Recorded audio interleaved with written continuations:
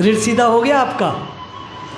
देखिए आप कृष्ण उत्सव बना रहे हैं तो भगवान की चीज़ अंदर जानी चाहिए तो ऋण के माध्यम से जाएगी। प्लीज़ आप मानिए मेरी बात, मैं आपको इसका ज्ञान देता हूँ। आज कथा का 5वां दिन है। आप विचार करो कि आचार्य सुखदेव कथा कह रहे हैं ऊपर बैठ के और सुखदेव जी नीचे सुन रहे हैं। आज 5वां दिन हो गया। राजा न तो हिला है, न उठा है, न पानी पिया है, न फलार किया है। तो किस एंगल से बैठा? सीधा। जित आसनो जित श्वासो, ऋण सीधा है। और सीधा ऋण करने के बाद वो कथा सुन रहे। तो शरीर जो भी कुछ ग्रहण करता है ऋण से करता है। अगर ऋण आपका चला गया तो आप खा पी भी नहीं सकोगे, ध्यान रखना। आप अंदर कुछ ले ही नहीं पाएंगे, ऋण के द्वारा ही लेता है व्यक्ति। श्वास भी नहीं ले पाएंगे। इसलिए ऋण का संधान करें। आप ऋण सीधा रखें। आप कुर्सी पे बैठे हैं, ऋण सीधा कीजिए एकदम। जितना ऋण सीधा रखेंगे आप बीमारियों से दूर रहेंगे। देखो 100 वर्ष की एक बुढ़िया मैया बैठी है, ऋण सीधा करे बैठी है। अरे तू टेढ़ा भी कर लेगी तो तेरा यमराज भी कछूना बिगाड़ेगा भैया, तू चिंता मत कर। हाँ, जीवन जी ली ना बेचारी वो, और एकदम स्लिम है। ऋण सीधा करें, ठीक है। ऋण सीधा करें और हाथ इस तरह आकाश में ले जाएं, ऐसे एकदम खींचिए हाथ को। देखिए जब आप शरीर को खींचेंगे बड़ा रस आएगा। और 5 लंबे सांस लो। आंख बंद करो, गहरे लंबे सांस लो।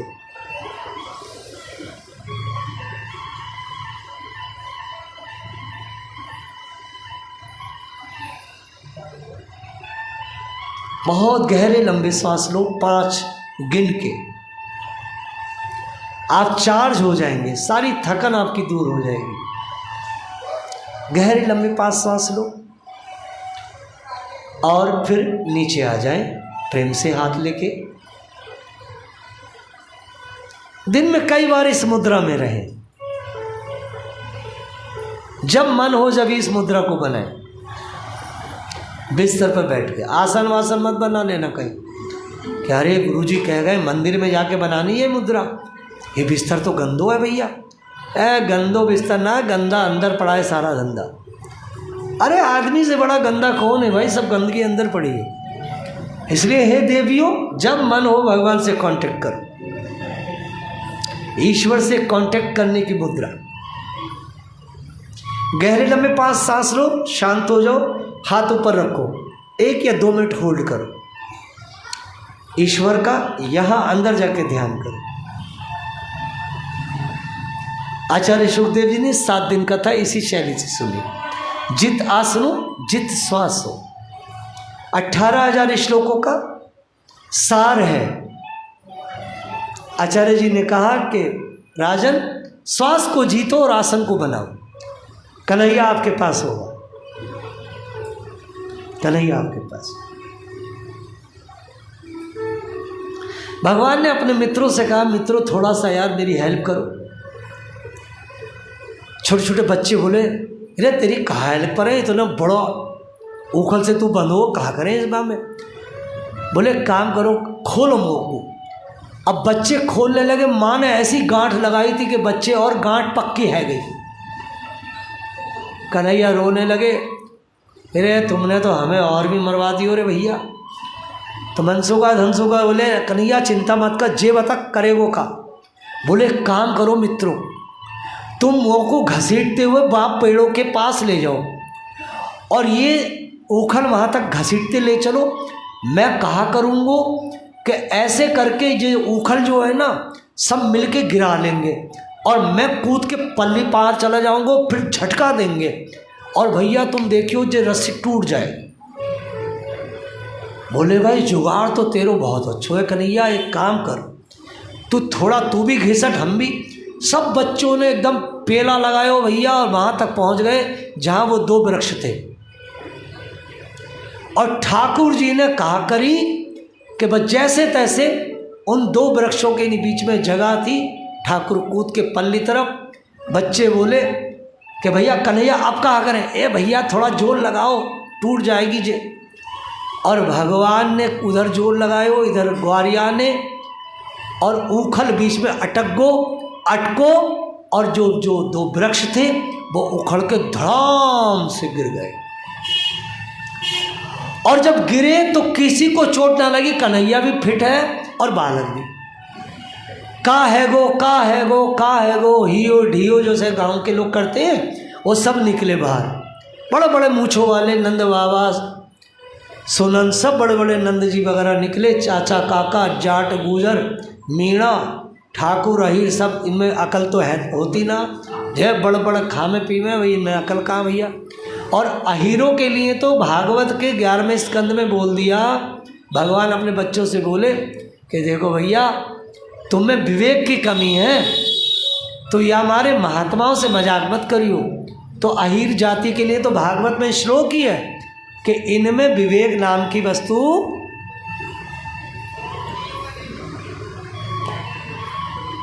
चलो छोड़ो। तो ठाकुर जी ने जब जोर लगाया, वृक्ष गिर गए, सब भागे। सबसे पहले सबने कही भैया कौन ने गिराए जे पेड़? तो जो छोटे छोटे बच्चे थे 3 साढ़े 3 साल के, आप विचार करो माताओं कि लाइव टेलीकास्ट भगवान श्री कृष्ण की कथा को, कर्म को किसने देखा था? उन बच्चों ने अपनी नंगी आंखों से। भगवान गीता जी में कहते हैं जन्म कर्म च दिव्यम। अर्जुन कहता मुझे ऐसी दृष्टि जो मैं आपको देखूं। भगवान ने तो उन बच्चों को कोई दृष्टि नहीं दी, वो तो उनके सखा हैं, और उन्होंने नंगी आंखों से ठाकुर जी की सारी लीलाओं को देखा। तो बच्चों से जब पूछा कि ये किसने किया, तो छोटे छोटे बच्चों ने उंगली ऐसे करके या ने किया, या ने, क्योंकि बच्चे समझते थे कि पीटे जाएंगे, हमने इतने बड़े बड़े वृक्ष गिरा दिए। तो गोप जो थे बड़े बड़े बूढ़े, एक ने दिया घुमा के अपने छोरा के, बोले सारे तो को पतो है जब नेक से बच्चे गिर देंगे यहाँ को, हमसे तो हिलेगो ना पेड़िए। तो बच्चों को जब बिना किसी गलती के पीटा जाता तो गांव के बच्चे मन मन में बुदबुदा के माँ बहन की गाली देते हैं।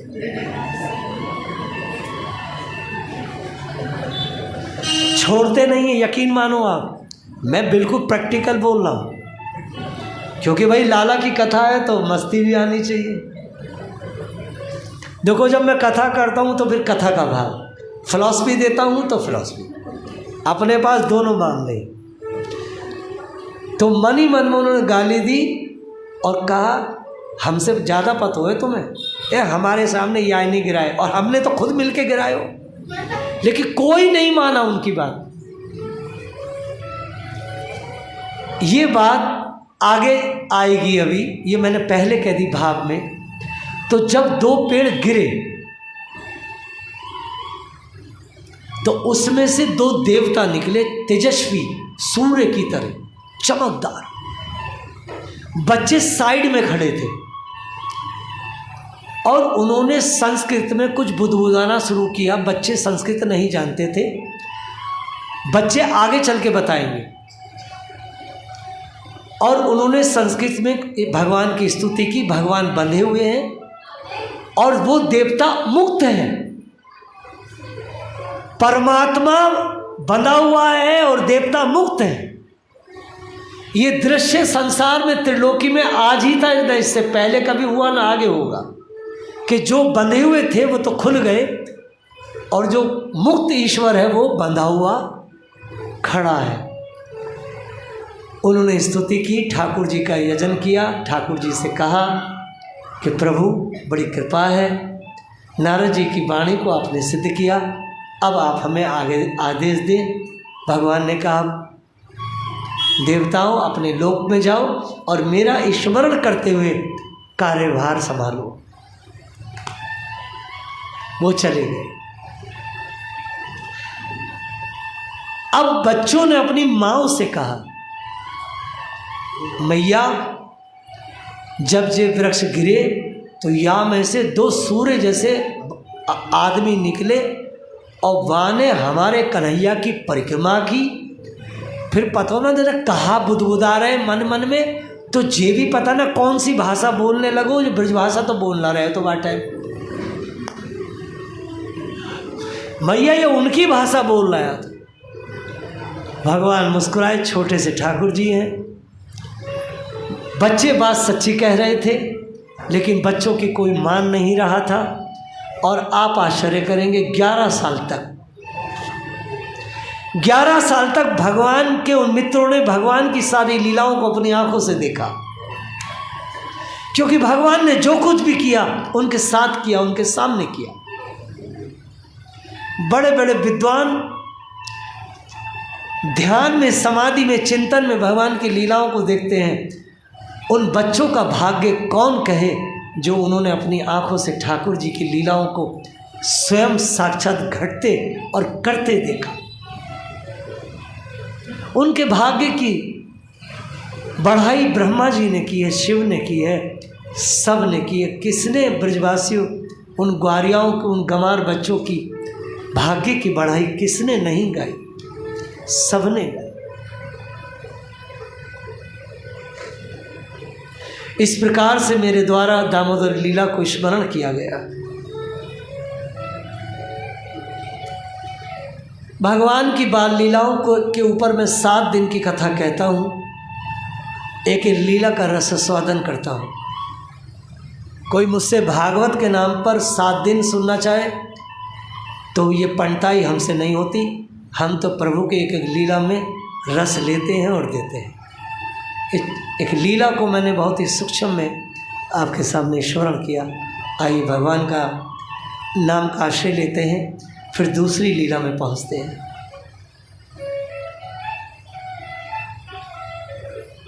गोविंद गोविंद गोपाला,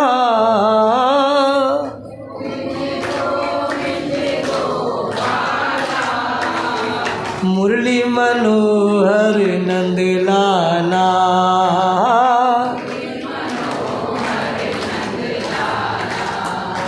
गोविंद गोविंद गोपाला, मुरली मनोहर नंद लाला। उसे खोल दिया है ना, लूज कर दिया है ना नीचे वाले को। गोविंद गोविंद गोपाला, मुरली मनोहर नंद लाला,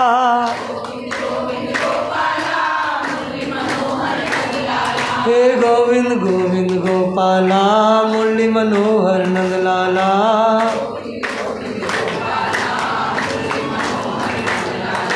गोविंद गोविंद गोपाला, मुरली मनोहर नंद लाला।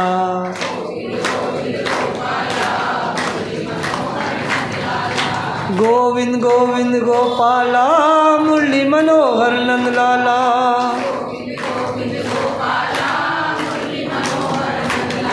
हे गोविंद गोविंद गोपाला, मुरली मनोहर नंद लाला।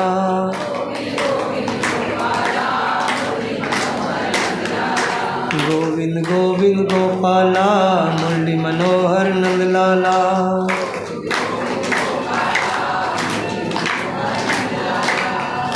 बोलो गोविंद गोविंद गोपाला,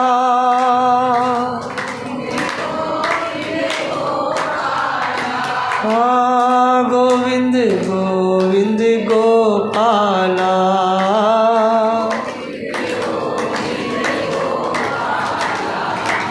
मुरली मनोहर नंद लाला,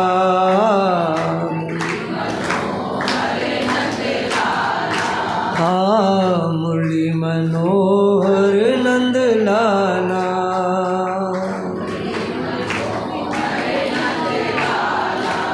आइए भगवान की माखन लीला पर थोड़ा सा प्रकाश डालते हैं, ठीक है? माखन लीला पर, ठीक है देवियों, अलग तरह से उसको हम स्मरण करेंगे। बोलिए माखन लीला की जय। भगवान का उत्सव मना रहे हैं तो माखन लीला को थोड़ा सा गाना ही चाहिए।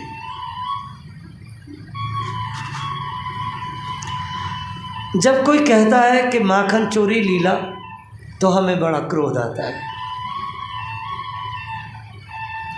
चोरी किसकी होती है? जो गैर की वस्तु है।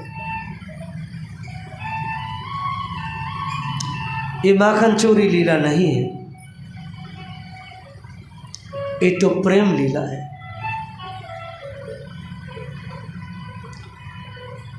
सूरदास जी ने एक पद में गाया है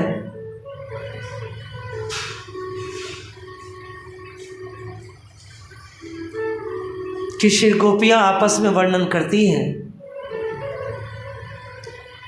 कि सखी, अगर लाल जी आकर के माखन का भोग लगा लें तो गैये बहुत अच्छा दूध देती हैं और मेरा गोरस भी बिक जाता है, बच्चे भी बड़े आनंद में रहते हैं, पूरे घर में खुशियाँ दौड़ती हैं अगर लाला हमारे यहाँ भोग लगा ले। नवेद अर्पित करने की एक सुंदर बेला, सुंदर व्यवस्था को श्री गोपियों ने जन्म दिया। चूंकि भगवान अहीर है। हमारे बाबा पंडित जय गोपाल गौतम कहा करते थे कि बेटा कलिकाल शुद्ध ब्राह्मणों के लिए नहीं है। हम कहते क्यों बाबा? बड़े भक्त थे, वल्लभ कुल से दीक्षित थे और राय बहादुर की उन्हें उपाधि दी गई, लेकिन उन्हें स्वीकार नहीं किया, इतने वो स्वदेशी भाव के थे। हमारा गांव मंगेरा, वृंदावन से जब हम गिरिराज जी की ओर जाएंगे तो छटीकरा जो मार्ग पड़ता है उसमें हमारा गांव है, हमारा पैतृक गांव। लेकिन अब हम उस गांव में कोई नहीं रहता, सारे विश्व में हमारा पूरा वंश कुटुंब फैल गया।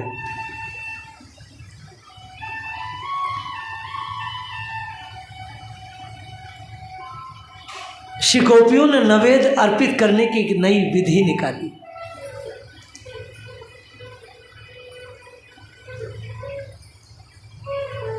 भगवान ने ब्रज 84 कोष में एक हेल्थ डिपार्टमेंट बनाया, उसके अध्यक्ष वो खुद हुए। 84 कोष में कोई भी बासी कुसी चीज़ ना खाई जाए, सब शुद्ध चीज़ें पाएं, ऐसा भगवान की इच्छा थी। छोटे से ठाकुर जी, परम भगवान ने त्रेता में अपने सखाओं को कुछ खिलाया नहीं था। उनके सखा बानर थे, वही बानर द्वापर में ग्वारिया बन के आए हैं। जब लोग हमसे पूछते हैं कुछ कि महाराज ये जो शुद्ध भक्त हैं भगवान के लाडले दुलारे श्री कृष्ण के, ऐसी भक्ति साधारण व्यक्ति क्यों नहीं करता, यही लोग क्यों करते? भैया भक्ति कोई गैर आदमी कर ही नहीं सकता, न गैर आदमी बांट सकता है, न कर सकता है, न करवा सकता। त्रेता में जो बानर थे ना, वही द्वापर में ग्वारिया बने। और भैयाओं, जो द्वापर में जो ग्वार मंडल था भगवान का, लाखों लाखों लोग, वही सारे विश्व में 200 देशों में जितने भी श्री कृष्ण के परम लाडले भक्त हैं, वो सब वही ग्वारिया हैं जो त्रेता में बंदर थे, द्वापर में ग्वारिया। और इस समय जितने भी श्रेष्ठ महात्मा हैं, ये वही सेट है। गैर आदमी ऐसी भक्ति न कर सकता है और न बांट सकता है। अरे कौन छोड़े अपनी पत्नी और कौन छोड़े अपनी बहन बेटी? ये तो जिसे छोड़ा छाड़ी की आदत है, कब से? त्रेता से। ये तो भैया उनका काम है, बकवासी लोगों का काम नहीं। जब भी किसी शुद्ध कृष्ण भक्त को देखो तो समझ लेना ये वही द्वापर का ग्वारिया है और ये वही द्वापर का बंदर है ठाकुर का। क्योंकि उसमें जो तेजी है वो बनावट वाले लोगों में कहाँ होगी भैया, कहाँ होगी? क्योंकि ये बात तो भगवान ने कही एक स्थान पर, अरे गोपियों मुझे पहचानो, मेरा तो तुमसे पुराना नेह है, लाखों लाखों कल्पों का नेह है, तुम मेरी हो मैं तुम्हारा हो। तुम लोग ऋषि मुनि थे, करोड़ों करोड़ों वर्षों तक तुम तप करते हो, अब गोपी बने हो, मैं तुम्हारा पुराना हूँ भाई, पहचानो। मैं तुम्हारे उसी नेह को देख करके तुम्हें प्रेम देने आया हूँ। सो भगवान अहीर है। भीलों का अहीरों का एक गुजरों का थोड़ा सा भाव होता है। शास्त्र में भागवत में लिखा है उनको थोड़ी सी चोरी की लत होती है। गोपियों ने यशोदा से उल्हाना दिया, लाला से कह दो आकर के चुपचाप माखन मांग लेकर हम दे देंगी, उसके मित्रों को भी दे देंगी, लेकिन ये जो चोरी करता है, ये जो बिना कहे लेता है और उसके बाद उन बर्तनों को तोड़ देता है, ये थोड़ा ठीक नहीं। मैंने गोपियाँ भगवान को ज्ञान दे रही हैं, गोपियों को क्या पता भगवान सब ज्ञानी शिरोमणियों में सबसे श्रेष्ठ है। गोपियों ने जब ये बात कही तो कन्हैया ने आके गोपियों को, अच्छा भगवान गाली देते हैं, भगवान ने कहा रही गंवारो, मेरी माँ को जाके उल्टा ज्ञान देती हो, मेरी माँ से कहती हो कि मैं तुम्हारे यहाँ माखन मांग के खाऊं, दही मांग के खाऊं, मिश्री मांग के खाऊं। अरे मूर्खाओ, क्या तुम्हें सल भी है कछु? गोपियाँ बड़ी बड़ी हैं भगवान, और लीला को ध्यान में रखिएगा सुनते में कि ठाकुर जी बहुत छोटे हैं और गोपियाँ सब ढींग की ढींग बड़ी हैं। भगवान ने जितने भी रास रचाया मेरे लाला ने, तो रास में ठाकुर कितना बड़ा है, 11 साल का, और गोपियाँ कितनी बड़ी हैं? 11 साल के बच्चे के ऊपर कामुकता का या वासना का, चरित्र हीनता का आरोप लगाना, ये जो सड़े हुए आर्य समाजी लगाते हैं, ये बद्ध के योग हैं। नाम किसी का नहीं लेता, नाम तो इतने हैं, लेकिन क्या करूं, इस बार मैं तमंचा भी नहीं लाया।